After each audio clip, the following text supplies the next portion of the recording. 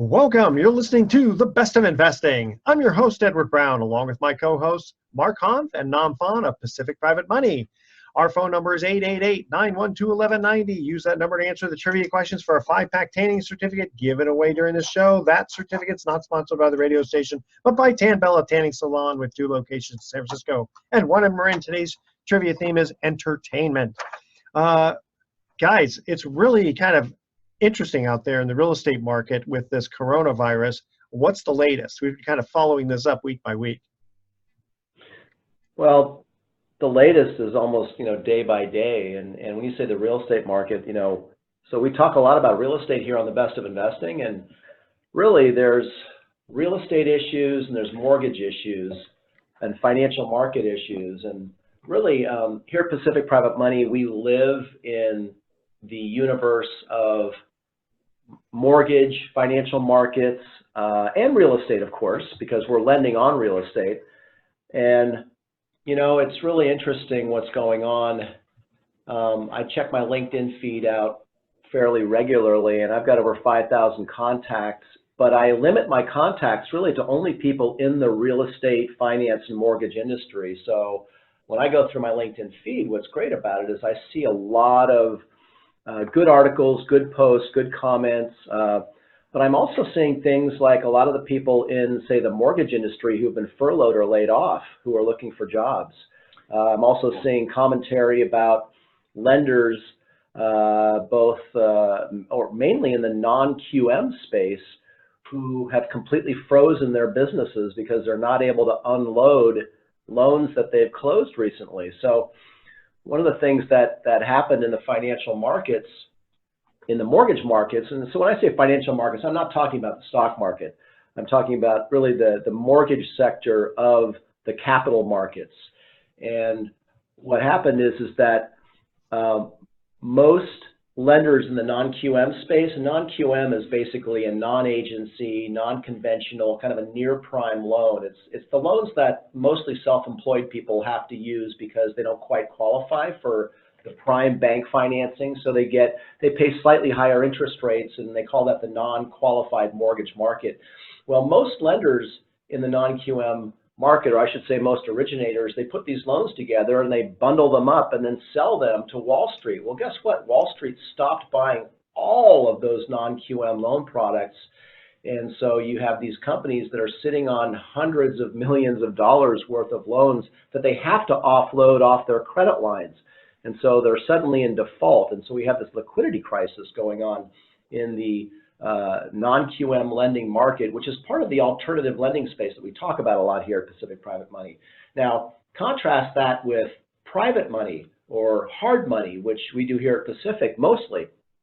And because we rely on individuals, many of whom still want to earn 7, 8, 9% on their money, they're still eager to make well-secured real estate loans to allow their capital to be part of well-secured real estate loans. So you see a lot of LinkedIn feeds where private lenders are saying, hey, we're still in business, so if you've got non-QM fallout or bank fallout, give us a call.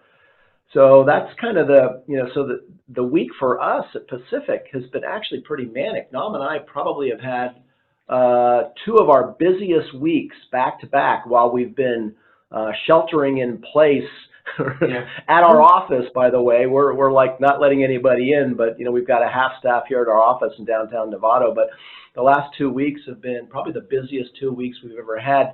Not necessarily because we're doing more loans. We're doing about the same number of loans because some of the loans are falling out in our pipeline and others are coming in on a daily basis. But it's just there's so much other manic activity that's happening in the market, like borrowers calling us up and saying, hey, I can't make my April 1st payment.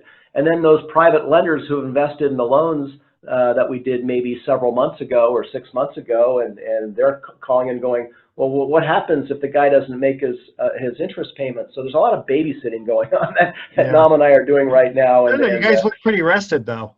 I'm watching the video here. You guys look really rested. We're recording this on Thursday afternoon, and I'm really bummed that it's supposed to rain again this weekend because I just feel like I've done absolutely nothing but sit at my desk for 2 straight weeks. Yeah, or sit on my couch at home. Yeah. But like Mark was saying, I mean, we're fielding a lot of calls from former, AEs with non-QM lenders who are saying, hey, I still have borrowers who need alternative finance. I'm no longer an option for them. My company isn't. So are you guys, number one, are you still lending? And thankfully we're saying yes to that. And, private lending, hard money is actually probably the strongest segment of alternative lending right now. Well, let me ask you, are a lot of these transactions brand new, or are they ones that were, let's say, started in late February and just had a fallout, and so you're picking up from there? Both. Maybe last week and the week before. I don't know that any of them are brand new, though. Wouldn't you say that a lot of them are, they're new in that they were engaged with another lender, and then that loan fell through? Like anybody that had a commitment from a non-QM lender basically got a call that said, sorry, and then now they're calling us. Well, yes, absolutely. But we're also getting new loans coming in, not necessarily from referral sources, not necessarily from non-QM, but borrowers who are needing a loan for the first time. So are they coming direct, or are they coming through your normal referral sources? Both. We're coming, some coming off the website. Some people are coming because said, I have a business and I need to possibly pull some cash out of my home to keep the business running. And those are new. And then there are some who were in the middle of a transaction with a non-QM lender who have come to us and said that, my non-QM lender has pulled the rug from under me and I needed an alternative source. Wow. So. All right, guys, we are going to cut to our first commercial break. The trivia theme is entertainment. So here's the first question. What song earned Natalie Cole and Nat King Cole a Grammy Award in 1991? The first caller with the correct answer is going to win that tanning certificate. Yeah. That is, call 888-912-1190 to answer this question. What song earned Natalie Cole and Nat King Cole a Grammy Award in 1991? You guys remember they did a duet, and if I remember correctly, I do, and I'm searching my brain for the song's name. Yeah, so he had passed on, and they just kind of meshed it together. All right, stay with us. You are listening to The Best of Investing. We are going to be right back.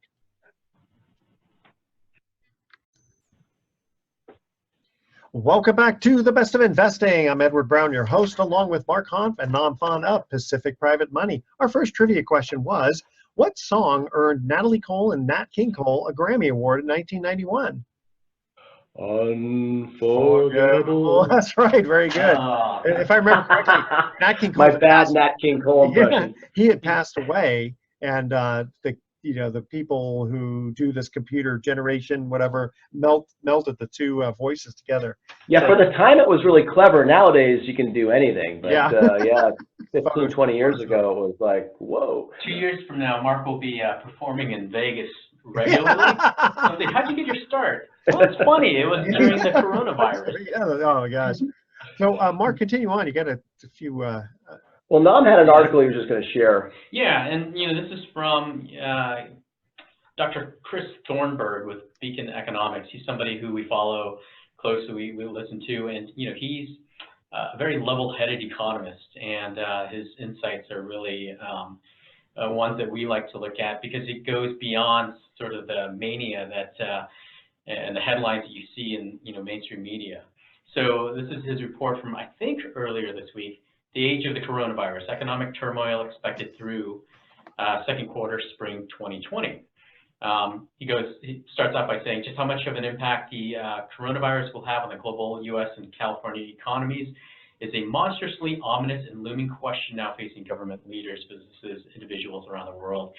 The uncertainty surrounding the spread, containment, and recovery rates of the disease and the extremely fast-moving nature of the events makes estimating the direct economic impact of the pandemic close to impossible.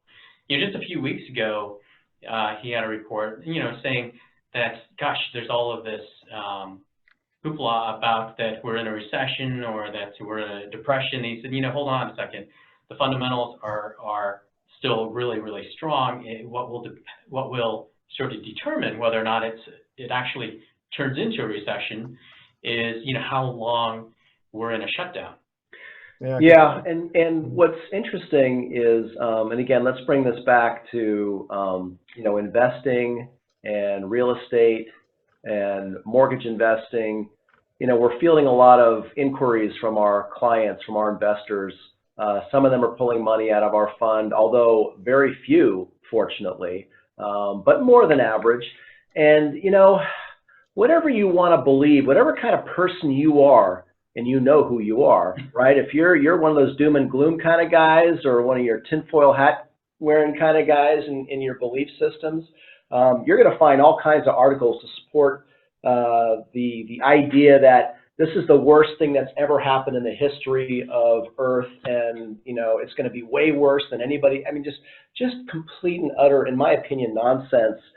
Being written by anybody who, and everybody, because there's so many people that are just sitting at home with nothing better to do but to write inflammatory posts. And I just don't see, first of all, in California, let's just keep it local. You know, somebody this morning told me, well, what are you doing about the fact that real estate prices are already down and maybe down 20% in 6 months? And you know, where do you get that information? Real estate prices haven't gone anywhere. It's way too early, number one.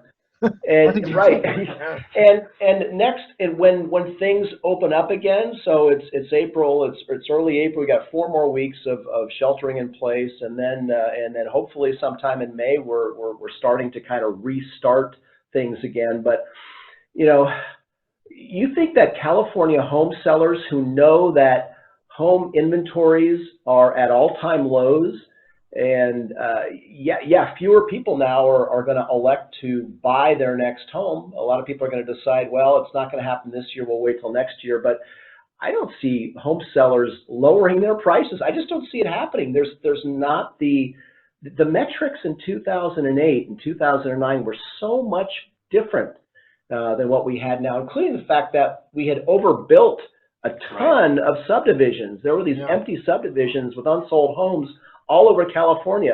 That ain't happening today. Those don't exist. And we still have fire-ravaged communities where the home inventory has yet to be replaced. So I'm sorry, there'll be pockets in California where, yes, the prices will go down. But overall in California, I'm feeling pretty bullish about the collateral, the loans that we've made at Pacific Private Money, and we're servicing over, I think, $165 million worth of loans right now, all secured by real estate, most of that single-family residential real estate in California. I don't see a situation where we're facing underwater loans. Are we facing challenged borrowers who may struggle with their payments for the next couple of months? Absolutely, and we have a plan to deal with that, and we've enacted that plan already this past week. But you know, I just don't think there's any evidence other than mass hysteria to suggest that the real estate, you know, when I saw an article about the bubble has burst. Really? You're an idiot. You know, I'm sorry. You don't know what you're talking about. Well, there's no bubble and it hasn't burst. Well, here's the other thing too, is that Pacific Private Money is not a federally chartered bank, so you don't have to follow specific rules with regard to deferring payments. I mean, you might want to do it because it's prudent, whereas some of the big banks, they're legislated that they have to do certain things to work with the borrowers. So again, you'll do the prudent thing. The other thing is, from other experts have also said that this situation may be more of a V than a U, meaning, it may go down sharply, the economy, but as soon as this virus thing is over, it'll just come right back because, like you said, the metrics are not showing that there's that we're in a bad economy. I like the V model versus the U model. Absolutely. I'll take it all day long. You know, Chris Thornburg also said, essentially California's hit one big pothole in the road, and the lost output from Q2 can be made up in Q3. So there will be pent up activity because of this pause. Which is part of his reason why he's saying, if there is a recession or a temporary, as he puts it, pothole, it can be made up later in the quarter or later quarters this year. Yeah, if you think about, let's say, restaurants who have had to lay off 50 or 60 people, as soon as this thing is over, those people theoretically should get rehired. I mean, why wouldn't they? Unless they suddenly turn the whole model into a to-go model, you know, where people, some restaurants are open where people can just collect their food and go, right? Right. Look, there's no doubt that there's going to be a record number of bankruptcies, both business and personal, like we've never seen before in the coming months. That's a given. But with those bankruptcies are going to be, you know, people rising like Phoenix from the ashes. And because of technology and what we have in place and the opportunities, I think it's going to be a quick bounce back. Yeah, because this is nothing like 1918 Spanish flu, because they didn't have the internet. People could still work now. Some people, they couldn't work back then. Okay, second trivia question. We're cutting to another commercial break. Which actress won an Oscar for her performance in the 1998 movie Shakespeare in Love? For all you romantics out there, call 888-912-1190. First caller with correct answer is going to win that tanning certificate, which they're probably closed right now, but I'm sure they're going to honor it for a year, so it'll be fine. I'll need a tan after this, that's for sure. Yeah. Again, which actress won an Oscar for her performance in the 1998 movie Shakespeare in Love? Stay with us. You are listening to The Best of Investing with Edward Brown, Mark Hanf, and Nam Phan. Don't touch that dial. We're going to be right back.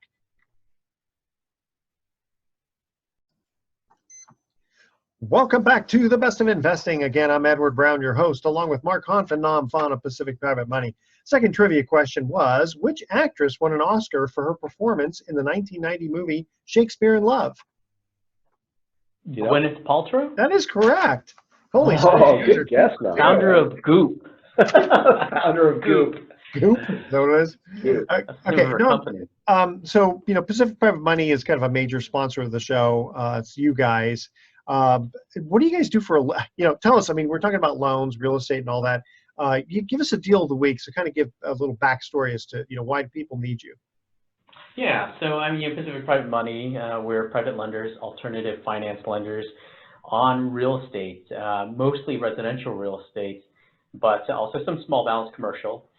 We do ground up construction as well. We lend throughout California to borrowers who come to us for, you know, a myriad of reasons. I mean, whether it's they need money quickly, which is, you know, one of the main reasons why people go to private lenders. And it's just less onerous in terms of paperwork, and a number of other reasons too, which we'll highlight later. But the deal of the week for this week is actually a borrower. Actually, you know what? During the Great Recession, a lot of people, opportunistic investors, people with capital, really jumped on the opportunity when things like this happened. So this past couple of weeks, we had a borrower come to us for needs for several properties. This one is one in Mendocino, where he was purchasing a property valued at $2 million, and the loan amount was 1.1, so it's 55% loan to value. And Mark, you have some insights into this borrower and what he was planning to do with it. Well, this was one that isn't as common as it was 10 years ago, but it was bank owned. It was owned by a major bank, and there was litigation involved, and the bank got to a point where they just wanted to dispose of the property. And so this opportunistic entrepreneur was able to convince the bank to sign a purchase and sale agreement, selling him the property at basically 50 cents on the dollar. Now, the bank didn't know this.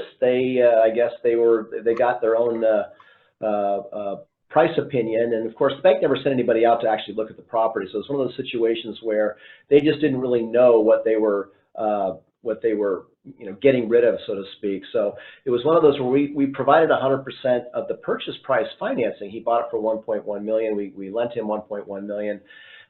But we had two strong broker price opinions from local brokers that actually put the likely value of the property in the low $3 million. Wow.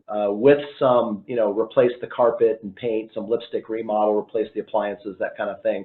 But regardless, we said that it's at least worth $2 million. And so at that, we figured we were at a very, very strong loan to value. Now, a guy like that can't go to a bank. It just, you know, a bank today, I mean, only private capital, only the private / hard money capital lending environment is going to take that type of loan request under consideration, because they just, the banks, they're just not equipped to understand the story, because they really don't lend that way. They lend based on, a certain amount, a certain percentage of the purchase price. So again, just an opportunistic one that, again, like I thought that was fairly unusual. I was actually surprised to see one of those, because we hadn't gotten one like that, quite that juicy in some time, but that was almost like the rule of thumb when we were doing loans back in 2010. And part of me wonders, if there is in certain pockets in certain communities a decrease in real estate prices, or a substantial decrease, which I don't believe will happen. But if it does, there will be those opportunists who will come out who have cash ready to be able to take advantage of those opportunities. And we're the company that they would more likely, or companies like Pacific Private Money, is really where opportunists, entrepreneurs, contractors, real estate investors, private capital is really the only source. Bank financing, unless you don't need the money, I mean, that's, when you own a business or you're an entrepreneur, unless you've got a really strong balance sheet and you have money in the bank or a stock portfolio, banks don't want to lend you money for real estate acquisitions. I know it doesn't sound like it makes sense, but banks just really want to loan to homeowners buying homes they're going to live in. That's the business they're in. And how do people get a hold of you if they're interested in getting a loan because they couldn't get one from the bank? They can just give us a call here at the office, which is phone number is 415-883-2150, or they can go to the website, which is www.pacificprivatemoney.com. I would say you can come to our office, but we're not going to let you through our doors right now. You'll have to look in the window. So yeah, we'll talk to you through the glass. But we're operating. So our team is, every person on our team is working, whether they're remote or here at the office, although I think some of us will be winding down our time here so we can get through this shelter in place soon. I can't believe we got 4 more weeks of this stuff. That's Yeah. just crazy. Yeah, that is crazy. At least. And then you guys are, well, before we talk about the webinar, which we'll do next week for potential investors, you guys, where do you get your money from to fund these loans? We get them, that's really interesting. We've been talking about this for the last few days. So we get it from individual investors, a lot of people who are looking for the returns like the ones that we provide through the Pacific Private Money Fund. So, in the 7.5-ish range for fund investors, and then slightly more if you're a trustee investor. To date, we have 200 investors in our fund, and over 500, I would say, trustee investors. Yeah. We also get some of our money from institutional capital, people, essentially Wall Street money that buy some of our loans. And I'll tell you, this over the last month, I've been feel so fortunate that our capital has come from a diverse group of individual investors and institutional, because we were talking about non-QM earlier. All of them were backed by institutional, and most of the institutions have pulled back completely, and that's pretty much wiped out their business. We have all these trusted investors who, are really what will keep private lending going strong during this time. Gotcha. Hey guys, cutting to another commercial break here. Third trivia question. On the cover of the Let It Be album, which Beatle had the least amount of facial hair? All right. Call 888-912-1190. First caller with the correct answer wins the tanning certificate. Here's the trivia question again. On the cover of the Let It Be album, which Beatle had the least amount of facial hair? All right. You are listening to The Best of Investing. We're talking all things coronavirus pretty much affecting real estate, and also with the fund. And when we get back, we'll explain a little bit more how the fund works if you're interested in investing. Stay with us. The Best of Investing will be right back. Welcome back to The Best of Investing one more time. I'm Edward Brown, your host, along with Mark Hanf and Nam Phan of Pacific Private Money. Our third trivia question was, on the cover of the Let It Be album, which Beatle had the least amount of facial hair? trying to think, was it Ringo? No, it was actually John Lennon. Because, and Oh, it's funny John, really? because if you go to the Abbey Road one, it's Paul Yeah. McCartney. He doesn't really have any. But John Lennon's just like looks like a wolf man. But on the excuse me, on the Let It Be album, John Lennon had the least amount. I guess he was All clean right. shaven there. Wolfmen, we're gonna all look like Wolfmen in about another month here. Yeah, because nobody's coming to the office. Oh, Edward, you're pretty clean shaven. There you go. Well, yeah, I know, I like that. You got Okay. buzzed right before you saw this coming, so you ran to the barber and. No, Yeah. this is au naturel. I Yeah. just combed it for the first time in a week. No. Okay. An email comes in from a listener. It says, "What if a borrower changes his mind before closing of a transaction? Is there any penalty?" Well, unfortunately for us, no, in most cases. So at Pacific Private Money, we're a California licensed lender, and the state of California on loan, well, our primary loans are made to single family residential. That's probably 75% of the loans we make are on what they call residential 1 through 4 unit properties, and residential 1 through 4 are governed differently than commercial properties when it comes to lending, mortgage lending. And so the state of California frowns on taking deposits on loan applications involving residential 1 through 4 property. And that includes even rental properties or investment properties or fix and flip properties. You're really not supposed to collect advance deposits other than maybe collecting a fee for an appraisal or a credit report, which, by the way, we don't do. So what that means is that, you know, we make a best efforts basis to provide funding for the loan applications we get. And we just had this happen last week where we went to docs on a loan application where the borrower signed our letter of intent for the terms and conditions of that loan.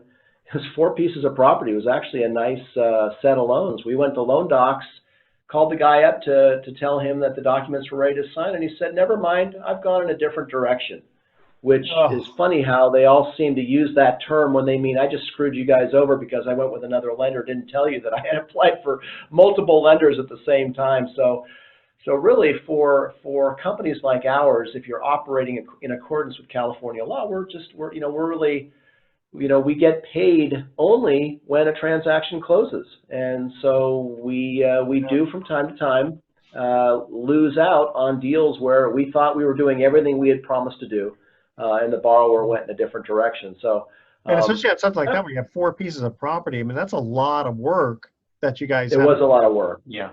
Yeah, our agent who had brought that to us was pretty upset. And, you know, I feel for guys like that because they put a lot of work into it, a lot of hours, and then you don't get paid for it. So, you know, and that's similar to real estate agents who put in a lot of work to sell a home, and they oftentimes they don't get paid. They may work for months on trying to sell a home, and then the homeowner changes his mind and goes with a different realtor. You know, and says, "I'm not going to renew my listing agreement with you because I'm going to go in a different direction." Yeah, or right now, you know, a lot of listing agents may have paid out of pocket for the staging for their seller, and then all of a sudden the seller is saying, "You know what? I'm pulling my home off the market now because of the uncertainty." So, Yeah. you know, oftentimes there's a carrying cost for real estate agents. Sure. Wow. Yeah, so the bottom line is if you're a borrower, you're really in a good position when you're dealing with legitimate private lending companies in California because you really are in control. They can't force you to take a loan. They can't charge you fees for not taking a loan. And it's really, so it's hard to get hoodwinked in this industry. So as a borrower, you shouldn't ever hesitate to call and engage us in a conversation about a possible transaction, because there's just no way we can trick you into paying us for a service that we haven't provided for you. And you really get to decide all the way to the end. You know, you can change your mind as you're sitting at the signing table at escrow that, you know what, this just doesn't feel right. I'm not going to do this. And that's the risk we take, is that we have to, we have to decide that this is a borrower with a legitimate transaction, a legitimate need, and we're providing a service that is going to put them in a better position. So, How often does that happen to you, where you get fallouts like that?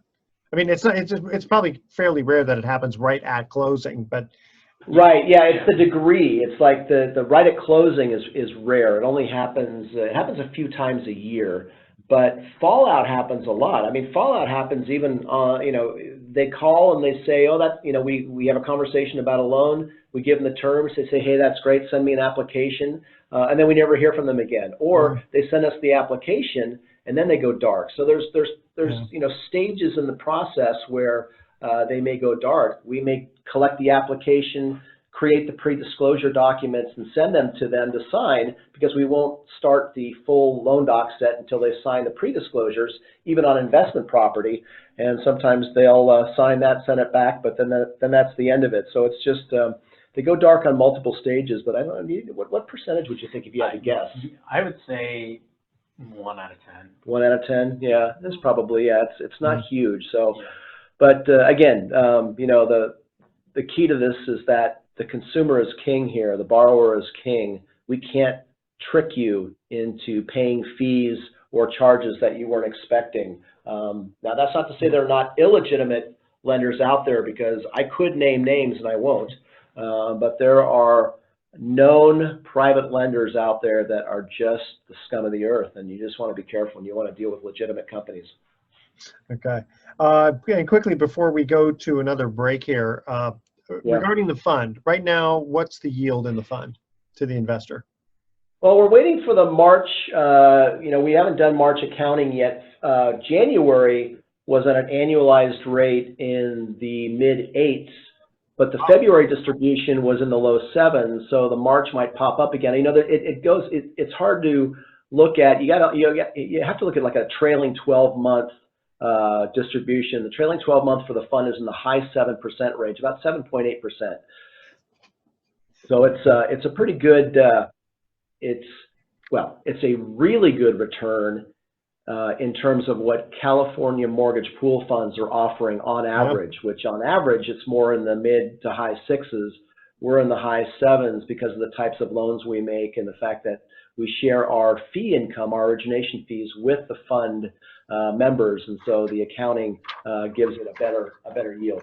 All right, when we come back, we'll talk a little bit more about that, because we want to get into, are there any fees to get in, fees to get out, that sort of thing, holding period. Right. All right, let's see here. Actually, you know what? We already asked our trivia questions. Yeah, we do got some time here still. Got a little time. Go ahead. Next fund event. Yes, go ahead. The next fund event is webinar. April 16th online. Yeah, we canceled the March one that we were planning for Mountain View, but the next one will be April 16th, and you can register by calling us, obviously, at 415-883-2150, or going to www.pacificprivatemoney.com/events. So you can find it there now on the events page and register. Okay. So it'll be a web-based, it'll be a lot of content. All right, when we come back, we'll talk about fees to get in, fees to get out, how people can earn over 7.5% secured by those mortgages. Don't touch that dial. The Best of Investing. We'll be right back with some closing comments. Welcome back to the Best of Investing. Last time for today, I'm Edward Brown, your host, along with Mark Hanf and Nam Phan of Pacific Private Money. We already asked our trivia question, so I want to get into the fund for just a minute. So right now, it's paying somewhere in the 7 to 8% range. Are there any fees or loads to get into the fund? No. Okay, that's a very quick answer. No. All right. So no fee to get in, no fee to get out. Is there any hold period? Like you have to hold your money in there for a period of time? Yeah. So there is a 1-year hold. That's actually by regulation. We up until 2017 we had a 2-year hold, but nobody was redeeming. So and so we lowered it to a year, and still people generally aren't redeeming. People, if anything, who would if they're getting over 7.5%? Exactly. Yeah. And people usually start out, the minimum investment is $50,000, and people typically start out when they invest at the minimum, or lately actually, if it's somebody who came to us through another investor, they're starting out at 100 or more. Okay. But over time they typically add to their investments, and any new capital that they add isn't subject to a new 1-year hold. So for instance, if you invested in, January of this year for the first time, and then in June you decided to add to your investment, then the hold period for that June edition would only be the remaining months. So it's 6 months in this case. So yeah, minimum 1-year hold, $50,000 minimum investment, and investors do need to be accredited, which is accredited investors, somebody who has $1 million net worth, exclusive of their primary residence, or they can qualify on income, which is $200,000 per year over the last 2 years, or $300,000 as a household. Real quick, I want to go back to the fund event that we're having, the webinar in April. We're going to, as we always do, talk about the Pacific Private Money Fund and its performance, why the fund exists, why do people borrow from a private lender. And, the beginning of this, of our show this week, we talked a lot about the coronavirus, and, 2 weeks from now is when we're going to have the event, and a lot's going to happen in the next 2 weeks. So we'll spend some time talking about, the virus's impact on the economy and how it impacts our borrowers, investors, and real estate in general. So I think it'll be a really good event for people to participate, listen, and because it's on online, we welcome interested parties from wherever. I would expect a lot of our existing investors going to be on that call because it's funny. I mean, I just got an email in from someone whose email address I didn't recognize just as we were sitting here, saying, "Hey, Mark, how come you should really reach out and write the state of the market to your investors?" And I just wrote back, "Who is this?" Because you get a lot of wacky emails, but I can't tell you how much time I've spent the last couple of weeks doing exactly that. Writing and speaking individually and in groups and in my investor newsletter that I just sent out last week that gave kind of a state of the moment, so to speak, because it does change day by day and week by week. So, we're very active in listening, engaging, reaching out, and keeping our investors apprised of what we think is going on. And since we're in the mortgage investing, universe, why we believe that mortgage investing is still a good investment today. All right, and one other exciting part that we always forget to mention, but not always, we sometimes forget to mention, is that the fund qualifies for the QBID deduction, which means that if you're qualified, 20% of that income does not have to be reported. So that'll boost the yield very handsomely, as we say. All right, guys, we're going to cut out for today. Here's our thoughts for the day. People who wonder whether the glass is half full or half empty are missing the point. The glass is refillable, right? And it takes less time to do things right than to explain why you did things wrong. I like that. Tune in next week to The Best of Investing. We're going to be giving away more free prizes for answering trivia questions. Thanks for listening. On behalf of our team, I'm Edward Brown, wishing you the best of investing. So long.